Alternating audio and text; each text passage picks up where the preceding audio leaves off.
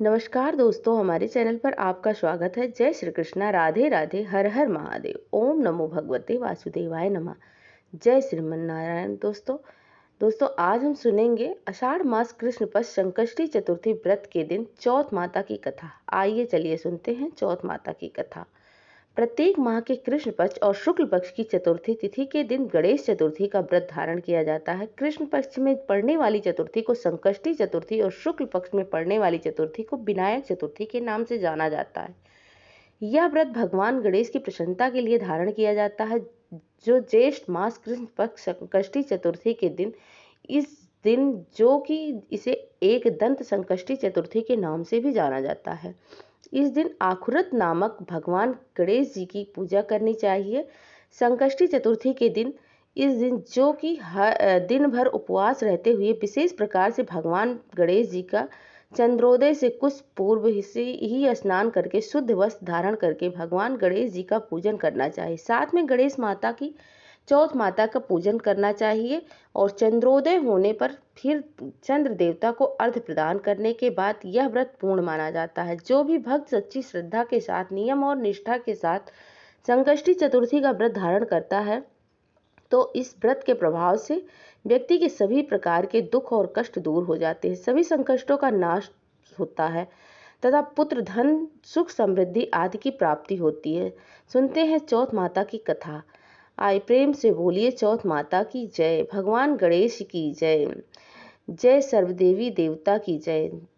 कथा के अनुसार एक नगर में एक बूढ़ी माँ रहती थी। वह अपने बेटे की सलामती के लिए 12 महीने की चौथ किया करती थी। हर चौथ को पंसारी से थोड़ा सा गुड़ और घी लाकर 4 लड्डू बनाती, एक बेटे को दे देती, एक से पूजा करती, एक हथकार के लिए रख देती थी और एक चांद उगने पर खुद खा लेती थी।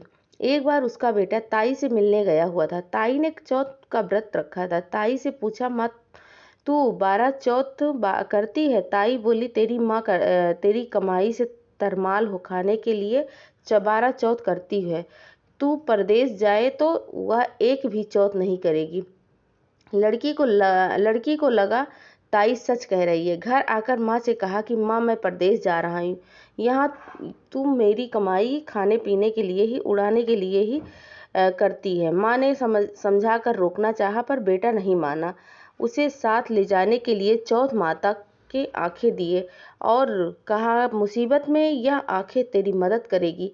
वह आंखें लेकर वहां से रवाना हो गया। घूमते हुए एक नगर में जा पहुंचा। उससे देखा कि एक बूढ़ी माँ रोती जा रही है और पुआ बनाते जा रही है। उससे कारण पूछा तो बूढ़ी माँ ने कहा कि बेटा, इस नगर की पहाड़ी पर एक दैत्य रहता है। पहले वह नगर में आकर कई लोगों को खाने के लिए मार देता था। अब राजा हर घर में एक आदमी दैत्य के पास भेजता है और आज मेरी बेटी की बारी है, इसीलिए मैं रो रही हूँ और उसी के लिए पुए बना रही हूँ। वह बोला, तू पुए मुझे खिला दे, तेरी बेटी की जगह मैं चला जाता हूँ। बूढ़ी माँ ने खीर पुए उसे खिला दिए। खा पीकर वह सो गया। रात को राजा के सैनिक आए तो बूढ़ी माँ ने उसे भेज दिया। दैत्य के सामने पहुंचने पर उसने चौथ माता की आंखें दैत्य के तरफ फेंक दी कर कहा, हे चौथ माता, यदि मेरी माँ मेरी सलामती के लिए व्रत करती है तो दैत्य का सिर कटकर गिर जाए। तुरंत दैत्य का सिर कटकर गिर गया। लड़का वापस आ गया। राजा उसे उपहार देकर वहां से विदा कर दिया। चलते चलते वह एक दूसरे राजा के नगर में जा पहुंचा। वहां इस राज्य में आवा तभी पकता होता जब एक इंसान की बलि दी जाती। सिपाहियों ने उसे पकड़ लिया और आवे में चुन दिया। लड़के ने आंखें आवे में डाली और कहा कि हे चौथ माता, यदि मेरी माँ मेरे लिए व्रत करती है तो आवा मेरी बलि के बिना ही झट से पक जाए। आवा तुरंत पक गया। आवे में से मिट्टी की जगह सोने चांदी के बर्तन निकले। अंदर से लड़का बोला, बर्तन धीरे धीरे निकालना, मुझे लग नहीं जाए। राजा ने उसे निकलवाया और पूछा कि इस आवे से तुम कैसे बच गए? लड़के ने बताया कि उसकी माँ चौथ का व्रत करती है, व्रत के कारण ही वह बच पाया है।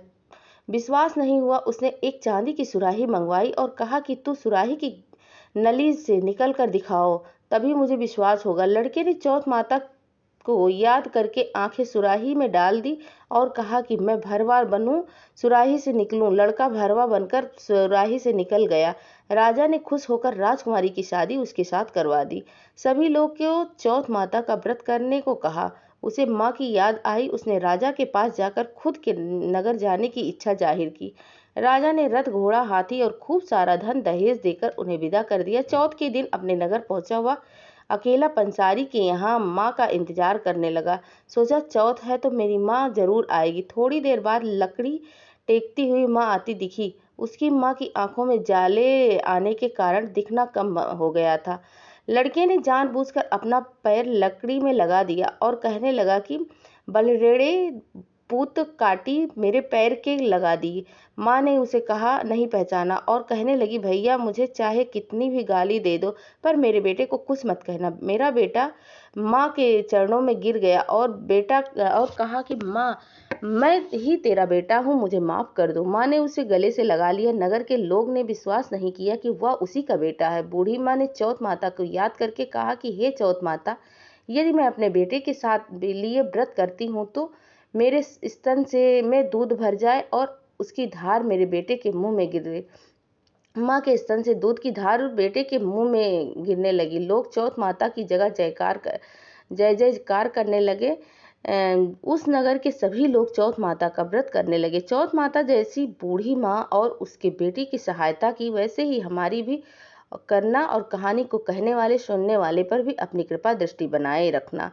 प्रेम से बोलिए चौथ माता की जय हो। जय भगवान गणेश की जय हो। सर्व देवी देवता की जय हो। आषाढ़ मास कृष्ण पक्ष की चतुर्थी तिथि, प्रारंभ समय 14 जून 2025 दिन शनिवार दोपहर 3:49 और चतुर्थी तिथि की जो समाप्ति है वह 15 जून 2025 दिन रविवार दोपहर 3:52 पे चतुर्थी तिथि की समाप्ति है। इस व्रत को चंद्रोदय व्यापनी भी ली जाती है। इस कारण से सभी भक्तजन 14 जून 2025 दिन शनिवार को संकष्टी गणेश चतुर्थी का व्रत धारण करेंगे। 14 जून को ब्रह्म मुहूर्त का समय सुबह 4:02 से 4:43 तक होगा। सूर्योदय का समय सुबह 5:07 से सूर्यास्त समय 6:49 होगा। राहु काल का समय सुबह 8:32 से सुबह 10:15 तक होगा। राहु काल समय के दौरान कोई भी शुभ कार्य या नया कार्य नहीं करना चाहिए, इस बात का ध्यान रखें। प्रातः काल पूजा का शुभ मुहूर्त 4:22 से 5:23 तक होगा। शाम को पूजा का शुभ मुहूर्त 7:20 से रात्रि 8:20 तक होगा। चंद्रोदय का समय चंद्र दर्शन का, जो कि रात्रि 9:37 होगा। अभिजीत मुहूर्त का समय सुबह 11:54 से दोपहर 12:49 तक होगा। विजय मुहूर्त का समय दोपहर 2:41 से दोपहर 3:37 तक होगा। अमृत काल का समय 5:41 से 7:21 तक होगा। जय श्री गणेश जी महाराज की जय हो। चौथ माता की।